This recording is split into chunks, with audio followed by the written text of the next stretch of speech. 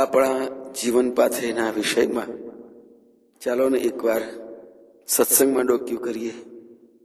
સત્સંગ એટલે શું ને સત્સંગનો મહિમા શું? તો સારા માણસનો સંગ કરવો ને સારા વિચારો કેળવવા એનું નામ સત્સંગ છે. આપણે સત્સંગનું ફળ એનો મહિમા શું છે જોઈએ. એકવાર નારદજીએ ભગવાનને પ્રશ્ન કર્યો, ભગવાન સત્સંગનો મહિમા શું?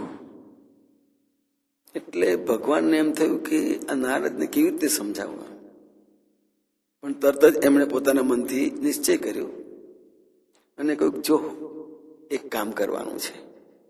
આ સામે પેલી ગંદકી પડી છે ને, એ ગંદકીમાં પેલો કીડા ખદબદે છે, પેલો કીડો છે, એ ગંદકીના કીડાને જઈને પૂછ કે સત્સંગનો મહિમા શું? નારદજીએ જઈને કીડાને પૂછ્યું, ભાઈ સત્સંગનો મહિમા. આ શબ્દો સાંભળતા જ કીડો મરી ગયો. નારદજી ભગવાન પાસે જઈને વાત કરી, ભગવાન આપે કહ્યું તે પ્રમાણે કર્યું અને કીડો તો મરી ગયો, તો કઈ વાંધો નહીં, ચાલ. એને સહજ વાત કાઢી નાખી. પછી ફરી પ્રશ્ન પૂછ્યો એકવાર, થોડો સમય ગયા પછી, કે ભગવાન પેલો મારો પ્રશ્ન સત્સંગનો મહિમા. તો કે હા, એક કામ કરો, આ વનની અંદર નજીકના વનમાં વૃક્ષની બખોલમાં પોપટના બચ્ચા છે. એમાંથી એક બચ્ચાને તમે પૂછજો કે સત્સંગનો મહિમા. તો નારદજીએ કહ્યું, કરે એ પોપટના બચ્ચાને કે સત્સંગના મહિમાની વાત છે, સમજણ પડવાની, શું કહેવાનું હતું એ? કે જાઓ તો ખરા, તમે અનુભવ તો લો તો સારું. એમ કહીને નારદજી પોપટના બચ્ચાની પાસે ગયા. એને પ્રશ્ન મૂક્યો એની સામે અને તરત જ બચ્ચું મરી ગયું. એટલે નારદજીને એમ થયું કે આ ભગવાન કેમ આમ કરે છે? હું પ્રશ્ન પૂછું છું બહુ વ્યવસ્થિત અને મને આવો જવાબ કેમ આપે છે? ફરી વાર પાછો એવો મોકો મળ્યો ને આ વાત ફરિયાદ સાથે મૂકી. પોતાનો પ્રશ્ન મૂક્યો અને ફરિયાદ પણ કરી. તો કે છે કઈ નારદજી, ચલો બે જે થઈ ગયું, પણ એક આ ગાય વિયાયેલી છે, નાનું વાછડું છે, તમે એને જઈને પૂછો જોઈએ. તો ભગવાન આવી મશ્કરી કરો છો? કઈ ગાયના વાછડા કઈ જવાબ આપવાના? તમે જાઓ તો ખરા. ભગવાન ઉપર વિશ્વાસ ને ભક્તિ હતી, આજ્ઞા લઈને ગયા ને ગાય વિયાયેલી હતી, એની પાસે વાછડું હતું. એને પ્રશ્ન કર્યો ને એની પણ એ જ ગતિ થઈ જે કીડાની ને પોપટના બચ્ચાની થયેલી. એટલે હવે નારદજીથી રહેવાયું નહીં કે આ પ્રશ્ન જ મૂકી દે, મારે પૂછવો જ નથી. આવી મશ્કરી કરતા હશે ભગવાન. પણ ત્યાર પછી થોડા લાંબા સમય પછી ફરી એકવાર કંઈક અમસ્તા જ ભેગા થયા અને ત્યાં ભગવાને સામેથી નારદજીને પૂછ્યું કે નારદજી શું થયું? કે છે કે શાનું? કે પેલો તમે પ્રશ્ન પૂછ્યો હતો ને કે સત્સંગનો મહિમા શું?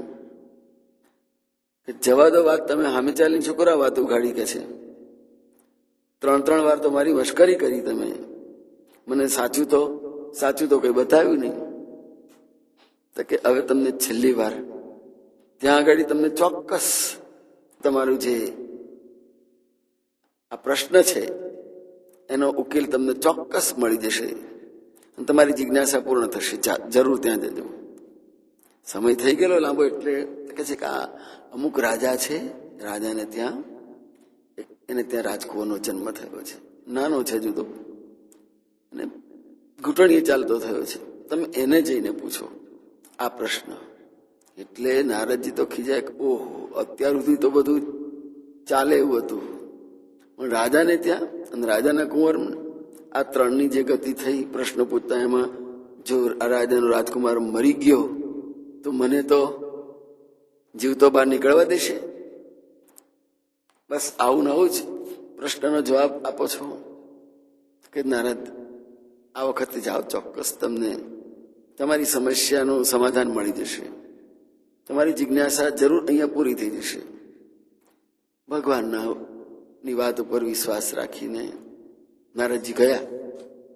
રાજાના મહેમાન થયા. રાજકુમારને પણ જોયો, ખોળામાં લીધો અને રમાડ્યો પણ ખરો. નારદજી ત્યાં થોડો સમય રોકાયા, 2-4 દિવસ. પેલો રાજકુમાર રોજ આવે, નારદજીને પ્રણામ કરાવે અને જાય દર્શન કરાવીને.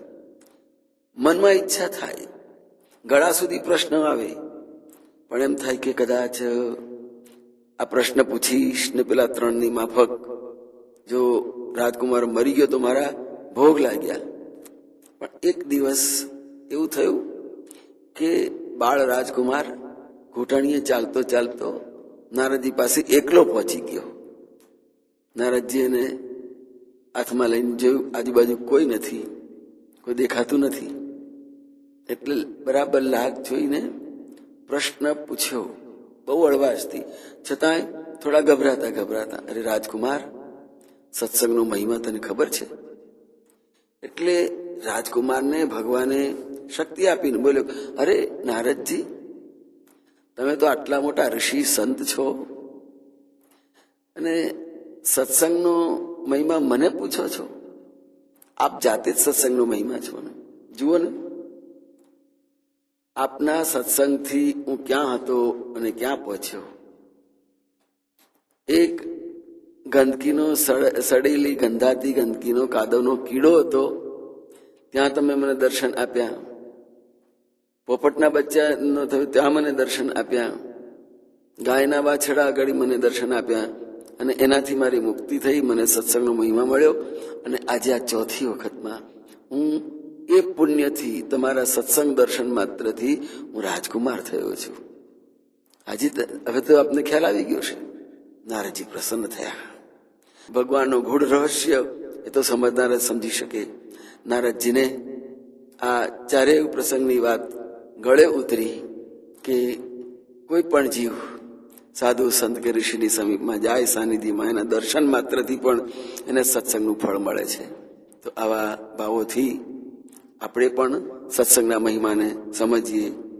જય મહારાજના સાનિધ્યમાં પણ આપણે જઈશું તો જય મહારાજ આપણને આ જ પ્રકારના કંઈક સદભાવના, ઉન્નતિના, સંસ્કારના સાચા ભાવોથી આપણને પણ કોઈક એવા ઉચ્ચ સ્થાને મૂકી દેશે કે આપણે પણ સત્સંગના મહિમાના ફળને સમજીને મેળવી શકીશું. જય મહારાજ.